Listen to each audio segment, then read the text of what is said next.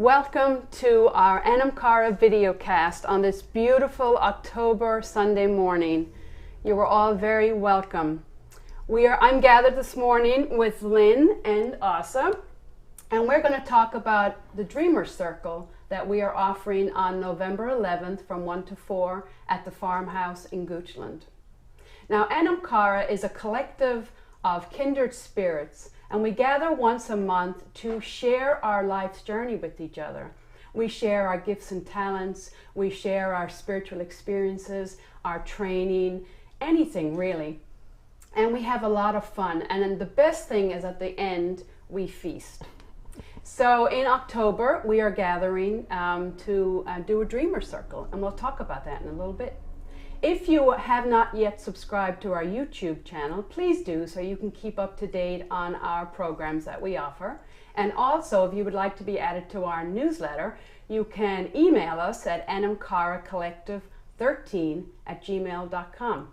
And that's going to be on the screen below. So let's begin this videocast on this beautiful day. Are you ladies ready?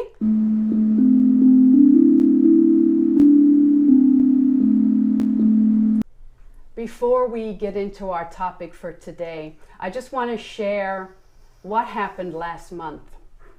We had Steve Weiss come to the farmhouse to share his spiritual journey, 30 years to enlightenment. He called it Fumbling and Bumbling Towards Enlightenment, and it was all in song.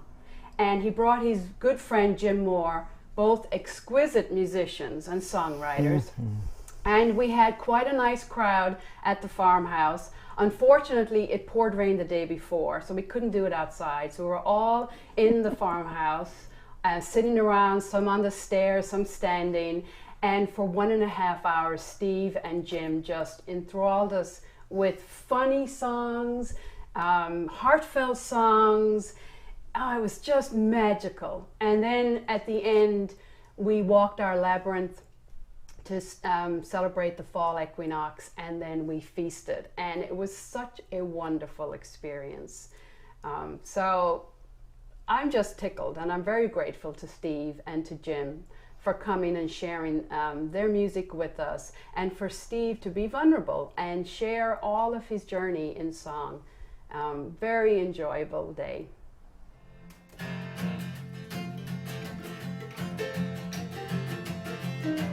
This thing called life is a mystery. It don't make a whole lot of sense to me. I keep on going, doing the best I can. Well, I'm staying pretty tall till I get knocked down. It feels like my head is spinning around. I just keep myself together the best I can. Cause I'm stumbling, fumbling, I'm bumping along, always looking for a better song and a better way to say what I've already said. I'm stumbling, fumbling, and bumping my way, always looking for a better way, and maybe make some friends along the way.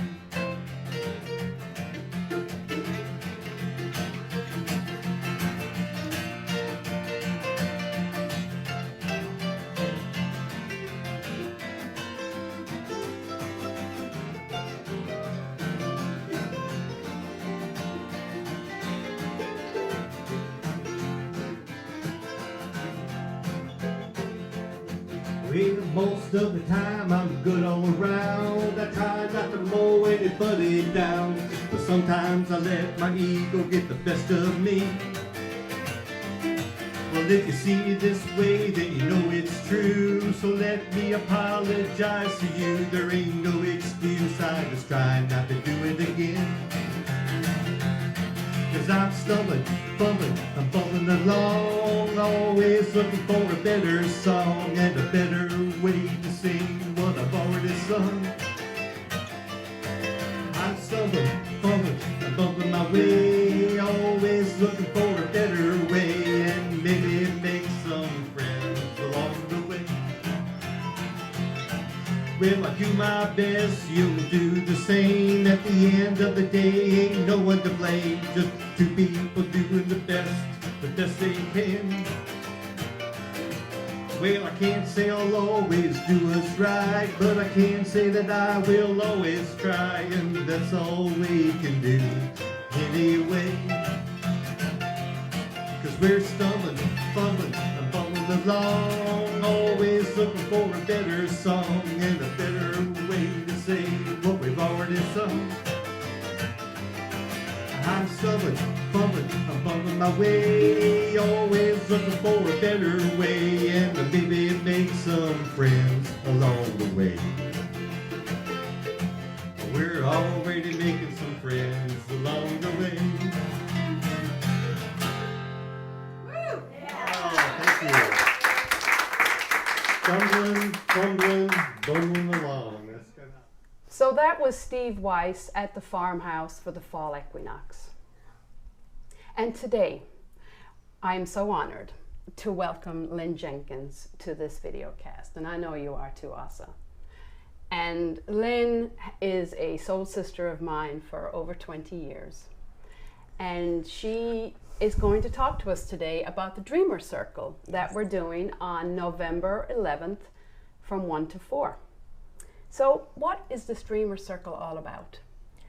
The Dreamer Circle that we will be doing is not where you think of psychoanalysis of dreams, but instead it's approaching dreams from a spiritual perspective.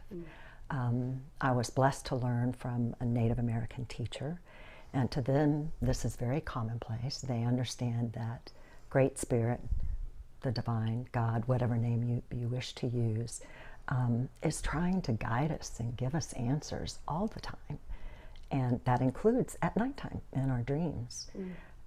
So what we will do is come together as a group within a circle and listen to as many dreams as we're able to present.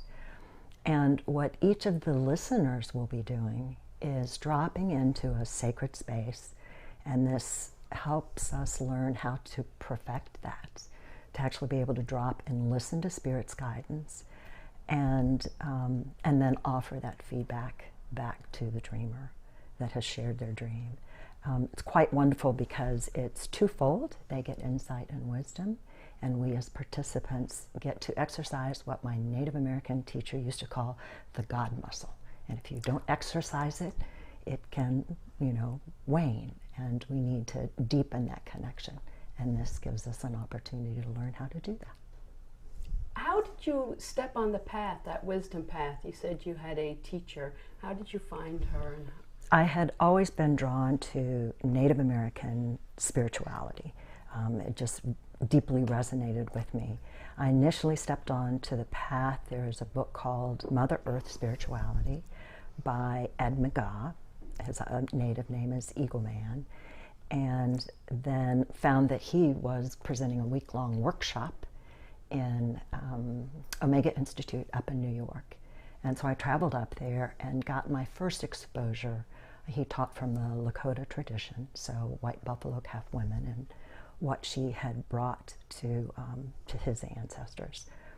And then when I came back home to Virginia, I was always keeping an eye out for something that was going on down here. I was deeply moved by the Inipi, by the Sweat Lodge, and then found someone who was doing those here in Virginia, and thus met the Native American teacher. She was of Abenaki and Lakota descent. And the Dreamer Circle was the main path with which she taught a lot of the tradition.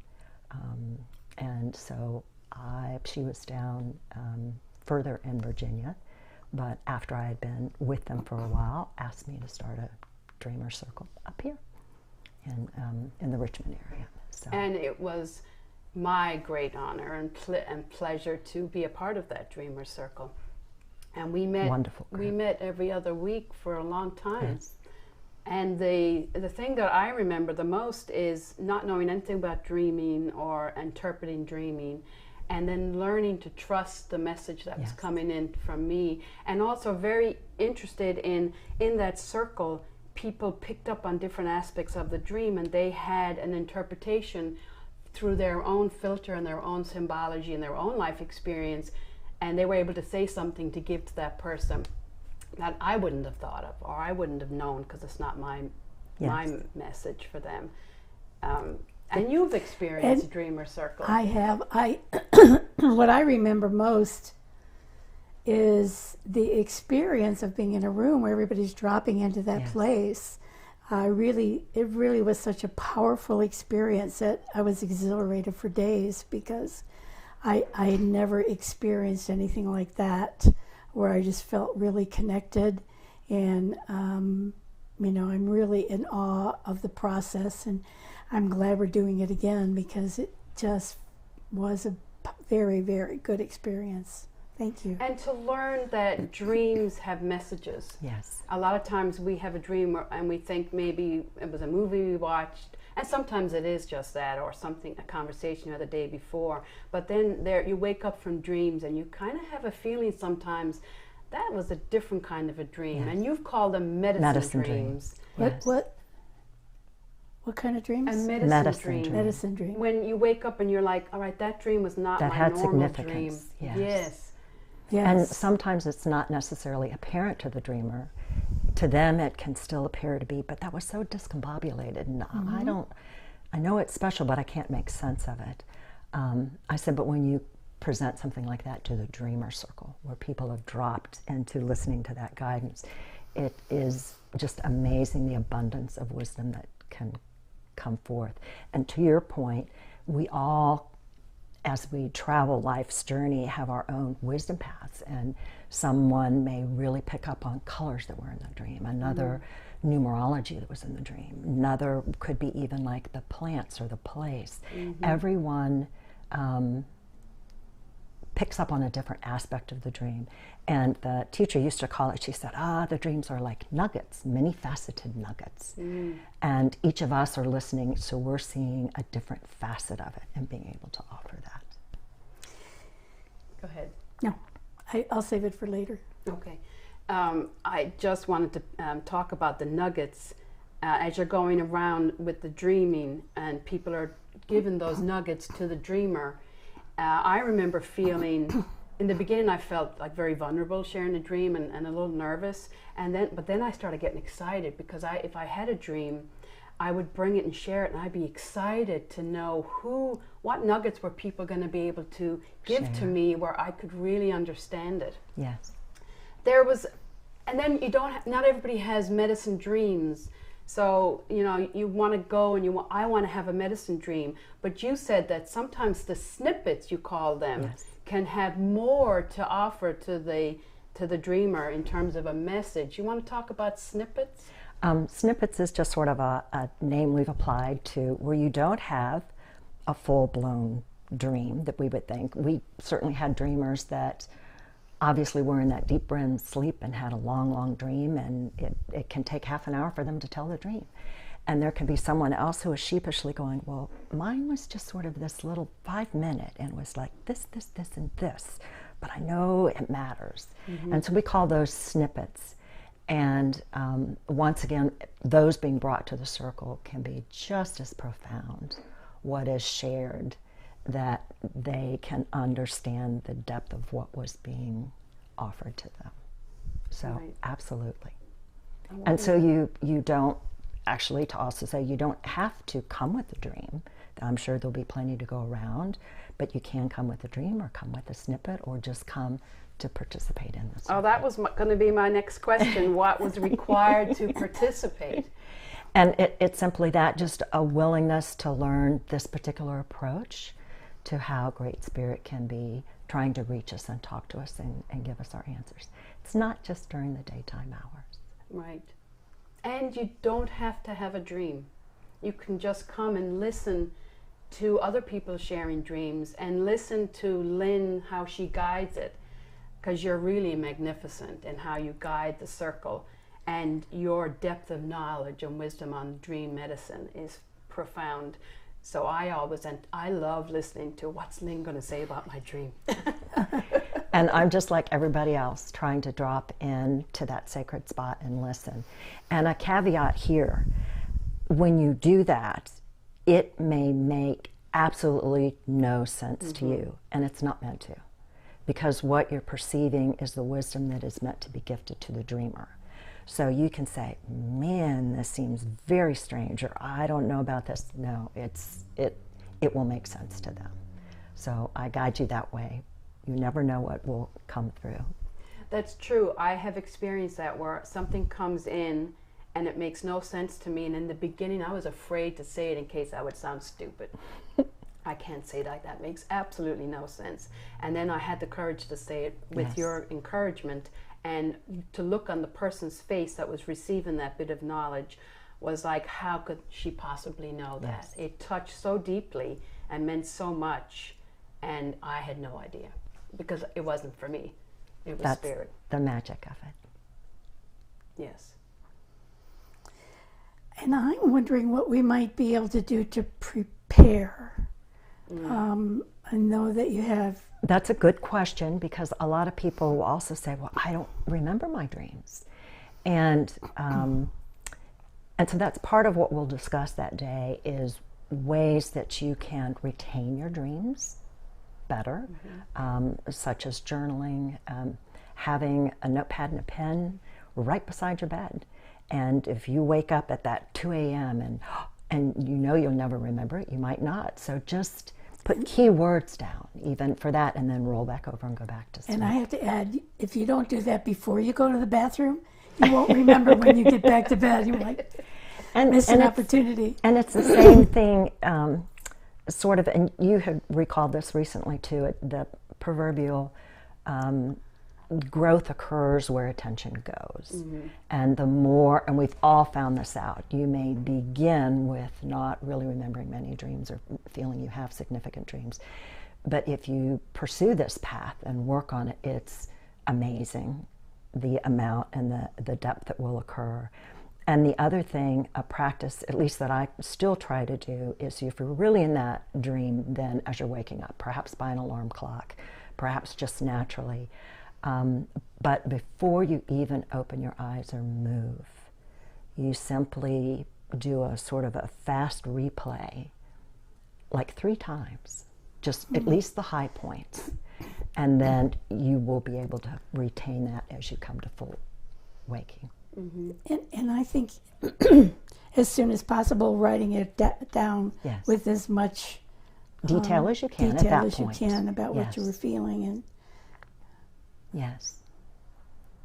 And there are some people that dream all the time and write all their dreams down, and this circle for them will offer them a way to be able to understand the dream, Yes. or you'll teach techniques for them to retain even more, and they'll learn the symbology in their dreams. Yes. That's one thing that you taught a lot of, was symbology, and not necessarily you, but other people Correct. brought their symbology. And so I would never think that a number might have significance, but someone who has studied numerology or is really drawn to numbers would be able to say, well, you know, Mac, the number 3, do you know what number 3 could mean? Yes. And I'd be like, no, I totally ignored that part of the dream. Or colors, like Yes. you said, or Animals animals, or or plants, yes. or just the surroundings, the particular environment that you're in. Or Yes. sounds, what did you hear? Yes. Because another part of it is the questions that we ask each other about the dream. So to help the dreamer really go back into it and remember. And you can pull out so much richness of the dream. It's just wonderful. It's a great way to spend time. It's a great way to come together and learn and just, again, understand all the messages and the way the divine talks to you and the way we all teach each other and learn from each other. It's just incredible. it is. So November 11th, it's a Saturday, at the farmhouse. You need to email us if you would like the address of the farmhouse. It's in Goochland.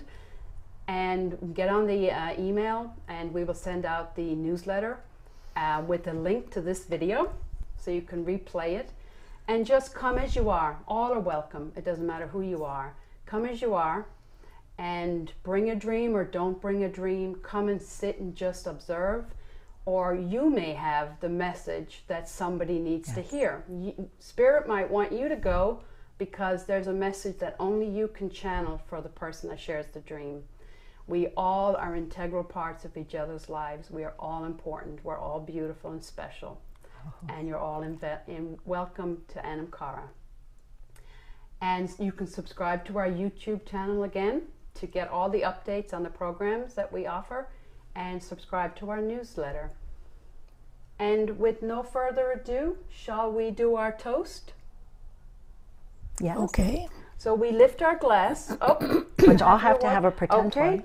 Sorry, I should have prepared I you. didn't know you brought an invisible cup. It's a magic cup. We say slancha to your health, and we Slancha. just toast. Slancha. Slancha. Plancha. Click. Ew.